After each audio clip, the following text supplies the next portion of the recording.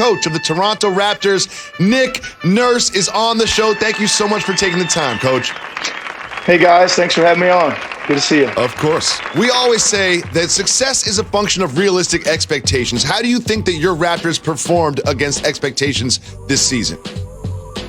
Well, I think our expectations of what we were going to do were a lot higher than maybe a lot of other people's expectations. We played 22 games the year prior without Kawhi, and we went 17-5. So our guys had some confidence that we were going to perform the way we did this year. Obviously, we would have liked to have went a little further in the playoffs than we did, but it was a hell of a series with the Celtics. Congratulations on establishing yourself as one of the top coaches in the game so far, not only winning the championship, but I appreciate how you continue to develop the young players on your roster and maximize their skill.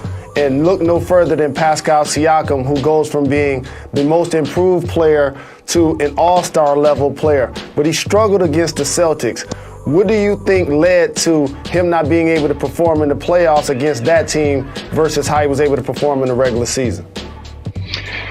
Well, you know what, Jalen, he was really rolling into March 11th. He was playing great. You mentioned he was an all-star. We had just come back from winning 4 out of 5 on a West Coast trip, and he was wheeling and dealing late in the games and creating all our offense. He didn't respond to the layoff as well. He just didn't play as well, even in the regular season games down there in the bubble. I don't think I'm going to hold that against him. It wasn't easy for everybody handling the pandemic and the time off. We believe in him, and he's going to be a superstar for us. Coach, in your new book, 15 Teams, 4 Countries, 1 NBA Championship, and How to Find a Way to Win Damn Near Anywhere, you explain a little retreat that you went on with the Zen master, Phil Jackson. What was it like on this retreat, and what did you guys discuss? Well, first of all, it was really surreal for me, right? I started out as a young coach early in the 90s when the Bulls were the thing. I mean, I was watching every game and reading every book that Phil put out and kind of studying him, and to go out and meet him in Montana and drive around in his truck with him and talk basketball and leadership and life a little bit was surreal for me, man. It was awesome. He's kind of like my mentor. He didn't really know he was my mentor, but he was. All I know is I would love to get a chance to hang out with Phil Jackson because he probably has some good lettuce when he makes his salad. I'll just say that. How about recently you posted a few throwback videos of you playing basketball. How would you describe your game? Floored feet would be the first thing. I stayed close to the floor, Jalen. I passed the ball. There's Tony Bennett, man. I didn't like playing against Tony Bennett. Look at those shorts, man. I know you didn't wear shorts like that.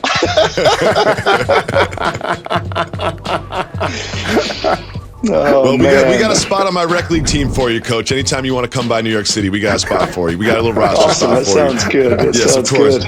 Now, the Eastern Conference is shifting a little bit, and particularly in Brooklyn with the Nets adding Kyrie Irving and KD both coming back from injury. What do you expect from the Nets this upcoming season?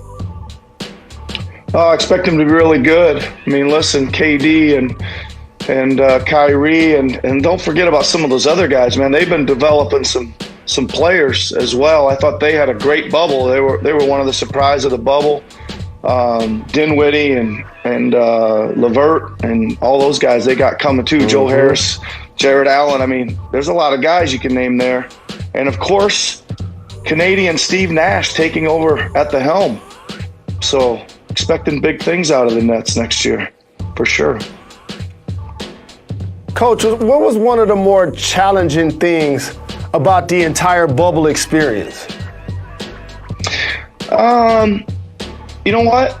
I'll be honest with you. It was seeing the people you were going to play with constantly, play against. I mean, you know, you were in a tough playoff series and you come off the elevator and I'd bump into Brad Stevens and I'd be, you know, hey Brad, how was breakfast? How was breakfast today? You know, I mean, I didn't really want to be chopping it up or chit chatting with him. I was trying to get my competitive game face on, and that was one of the most challenging things. I'm sure you can relate to that, Jalen, for sure. One of my favorite things about you, Coach, is that you have your own logo. I think you're the only head coach in the NBA with their own signature and logo. It's dope too. You're wearing it on your hat right now. It's not What whack. is the story behind your own logo? Well, it's an NN here. I'm sporting it, as you can see. You can get that to support the foundation if you want to grab one of those. But it started out as a little TM for Travis Matthews, and Nike came by and said, "Hey, it kind of looks like your initials. Let's make your own NN one." So they made like 4 of them. We produced like 4 of them, and then they kind of caught on in the playoffs last year, and we start selling them through the website. But again, all the money goes to the foundation, helping local kids here in Toronto, for sure. That's awesome that you continue to give back to the community. Once LeBron James wins his 4th championship and his 4th Finals MVPs, you know how this works. The comparisons to Michael Jordan start to happen. Who do you think is the greatest basketball player of all time? You can't get me on that one, Jalen. They're absolutely tied at the top, right? I mean, listen, my era is Jordan was the greatest, but man, I've gone against LeBron enough to know that he's the greatest too. It's just two of the greatest players, and man, with all he's done, I usually when I bump into LeBron, I tell him thank you for all he's done for the league. You know, and obviously you do the same anytime you see Jordan, because we're all happy and lucky to be a part of what they've helped create. You've had the misfortune of going up against LeBron in many, many playoff series. What's it like to prepare to play LeBron James-led team? Well, it's tough, right? Because you got to come up with a lot of different game plans. And, you know, it's not like plan A and plan B. You got to go down to about E and F, maybe G with him, and you usually end up using all of them because he's seen it all. His vision, his size, his passing make him, you know, really hard to defend. And I always say this: great players make everybody else around him better, and he certainly does that. He definitely does. So, Coach, you're promoting a book. Now, recently, I saw a hilarious video of Rick Carlisle doing a TikTok video where he was dancing with his daughter. Do you have any plans to do something similar, and or have you seen his video? I have not seen his video, and no, I will not dance. That is for sure. I might play some music now and then. I might, you know, I dabble in a few instruments, but dancing's not my thing, Jalen. That's for sure. I know my strengths. Know my weaknesses. Well, Coach, the book is called 15 Teams, 4 Countries. Give the people what they want. We have Aaron Rodgers against Tom Brady. We have Nick Nurse, the head coach of the Toronto Raptors, joining us later in the program. But we start with some huge news for the Super Bowl champion Chiefs. They have picked up none other than Le'Veon Bell to add him to the roster. What does this mean for the defending champs? I think Le'Veon Bell going to the Jets made people forget how he was an amazing dual threat weapon. First off, 3 down back carrying between the tackles, patient as they come. But also line him up like a wide receiver, and he was amongst the top 10 players in the league as it related to catches when he was in Pittsburgh. Okay, financially he had to hold out to get his bread. Then he had to go to the Jets to make sure he earned his $28 million. But once you get your money, and if you look down at your phone and it says Andy Reid or Eric Bieniemy or Patrick Mahomes, you go sign immediately. Immediately. They still got the cheater, right? Kelsey, Hartman, who's going to be filling in for Watkins, Edwards-Helaire in the backfield, and who's under center? Where my homie? This is a great move for Le'Veon Bell and the Chiefs. It's a great move to add him to Clyde Edwards-Helaire, because we all remember week 1 when Edwards-Helaire had 138 yards and we were like, wow, Patrick Mahomes has a new weapon. Well, guess what? Edwards-Helaire hasn't been great since then. He's only had 206 rushing yards since week 1, and he has had the ball in his hands with 2 or less yards to get into the end zone 9 times, and he has failed to score every single one of those 9 times.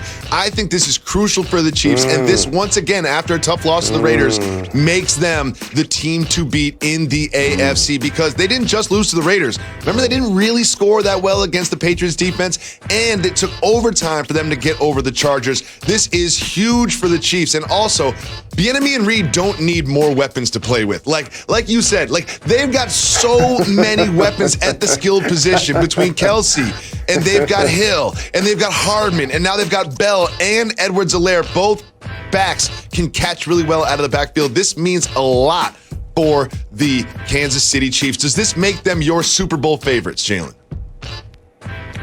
Now it does, Jacoby. I was always paying attention to what was going to happen with the Ravens. But now that you add Le'Veon Bell, and I love your short yardage stat, and because that's who Le'Veon Bell is. He's patient. He's a veteran, Jacoby. He knows how to find pay dirt. And again, you can have what you're seeing right now from the Saints, the way they're doing with Murray and Kamara, that's exactly what KC can do with these 2 backs. So absolutely, they were already a lot of people's favorite against the field to win it all, but now adding him, and you know how much on defense I love the Honey Badger. That's my guy. I do now have to bow down and feel like I would pick the Chiefs versus the field. I would as well, especially with the way that the Ravens have started their season. I'm curious to see if they will ever put Clyde Edwards-Helaire and Le'Veon Bell on the field at the same time and maybe motion one out as a receiver or something. I want to see that happen. There's just so many weapons for Mahomes. It doesn't even feel fair. At the same time. Jalen, we also have some big personnel news in the NBA. Tyronn Lue has been announced as the head coach of the Los Angeles Clippers. Jalen, they have championship expectations. What do you think this means for the Clippers? Well, it shows you simply what played out in Houston is what we alluded to yesterday on the show, was that Jeff Van Gundy lives in the Houston area. He's friends with that owner. And a lot of times, when you're the owner and you see P.J. Tucker at 6'5" playing center, and then your squad adds Russell Westbrook, and you double and triple down on the small ball and the D'Antoni ball and the Morey ball, either you got to continue to reinvest in that or you got to blow it up. And so Tyronn Lue, I felt like, was never going to lead the Clippers. I felt like that was always his job. That's why it was genius for Doc Rivers to bring him on his staff, so that now if something did happen to Doc Rivers, which it did, and now he got a job with the Sixers, now Tyronn Lue isn't in the position of musical chairs trying to find a good job. He gets a chance to coach one of the best players, Kawhi Leonard, for one of the best owners in Ballmer. So it's a win-win for everybody involved. Houston's going to get their guy, I believe. The Clippers now have their guy. He's going to have Chauncey Billups as his lead assistant. I think that's a great move for the Clippers. Jalen, one thing that's really important for these Clippers is just how much has changed in a year. Do you remember when they got PG and Kawhi? We were like, wow, there are now 2 dynasty teams in Los Angeles. Well, guess what? PG and Kawhi are both free agents at the end of this season. Do you think that makes added pressure on Lue to retain those 2 or re-sign those 2? Nah, because he signed for 5 years. Okay, so he's locked in, and he understands that there's going to be some roster changes. When you look deeper into the Clippers, Lou Will, Montrezl Harrell, those opportunities won't be safe anymore. When you give up what you gave up for Paul George, he's still going to be there. He's still an elite performer in the game. You don't just trade and get better than Paul George. And so Tyronn Lue, I think his ability to communicate and his experience of dealing with LeBron James and winning a championship as a head coach, I think now is going to allow the Clippers to ease into those expectations. Because like you said, I was one of those people. Oh, you add Kawhi? Oh, you add PG? Doc Rivers on the sideline? Oh, if they play the Lakers, they're going to beat them. Therefore, the Clippers going to win it all. But wait a minute. They lose to the Nuggets and never even play against the Lakers? Think about it. Tyronn Lue won a championship with LeBron James. The goal was to have him on your sideline when you play against a guy that he should know all of his tricks. They got bounced before they even played against the Lakers. So this is going to be a great opportunity for Ty Lue. I'm glad he found not only a great job, but I think he's got some great players to work with, a contending team, and I think he's going to do some special things with the Clippers. Well, you alluded to it earlier, but now it is absolutely official that Daryl Morey is no longer the general manager of the Houston Rockets. Jalen, what does this tell you? Read the tea leaves of this move. A friendly game of dominoes that Daryl Morey wanted them to go really hard after Tyronn Lue. And the owner, who's in communication with Jeff Van Gundy, either you doubling down or not. And when you look at the Houston Rockets next year, they're going to be a traditional basketball team. I don't think they're going to be a team that shoots 2 times more threes than they take twos. I don't think it's going to be a team that only shoots threes, free throws, and layups. I don't think P.J. Tucker's going to be their starting center at 6'5". I don't believe that Russell's going to be their power forward at 6'3". I think it's going to be more traditional. That's why I feel like that'll be a great opportunity for Jeff Van Gundy to go in there and remake what that squad has been over the last few years. See, I also think that they will go with a more traditional roster, but when you look at the centers that are available on the market or that have options, there's not that much there. I mean, Drummond comes to mind, Gasol comes to mind, Whiteside comes to mind, Plumlee, but I'm curious to see how they will adjust their roster to become more traditional because there's no easy path to do that unless they trade Russell Westbrook. Could you see them trading Westbrook? Yes, I can. And the word traditional in the sense of today's game where you're either going to have 4 people or 5 people around the 3-point line. The Houston Rockets played micro, small, short basketball. That's what we mean when we say traditional. And when you do that, if you're the Houston Rockets, I say this about the Utah Jazz. Don't take the ball out of James Harden's hands. When you add Chris Paul, that's what you're doing. When you add Russell Westbrook, that's what you're doing. In Utah, when you add Mike Conley, that's what you're doing. Let Donovan Mitchell be the primary like they did in Denver. Let Murray be the primary ball handler. James Harden ain't about to be moving or cutting or slashing. Let him have the ball, initiate the offense. This guy's led the league in points. This guy's led the league in assists. 3-pointers made, free throws made. He's the only person in the history of his career is going to do that. Okay, that's how versatile and outstanding he's been. You have to keep the ball in his hands. Sometimes there are videos that need to be broken down in detail, so you and I need to go to the table.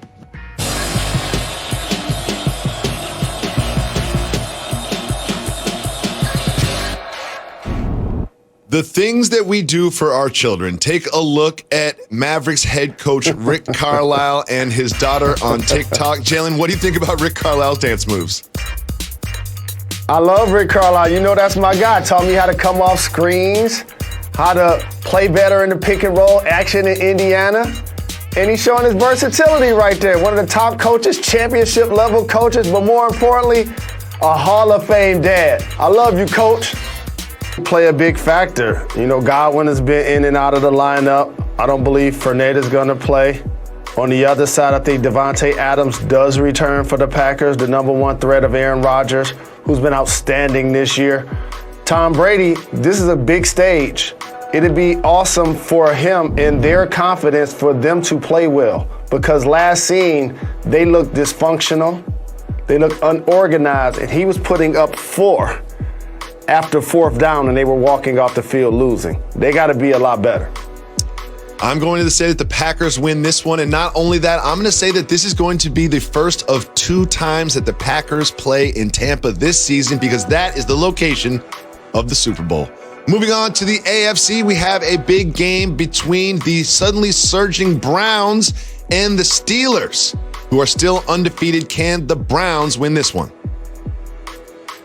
I want to plant a seed for everybody. I actually took time out of my life and I studied the Cleveland Browns schedule. They're going to get closer to 10 wins than people realize. And if they're able to beat teams that they're not supposed to beat, like Pittsburgh, their rival, that'll be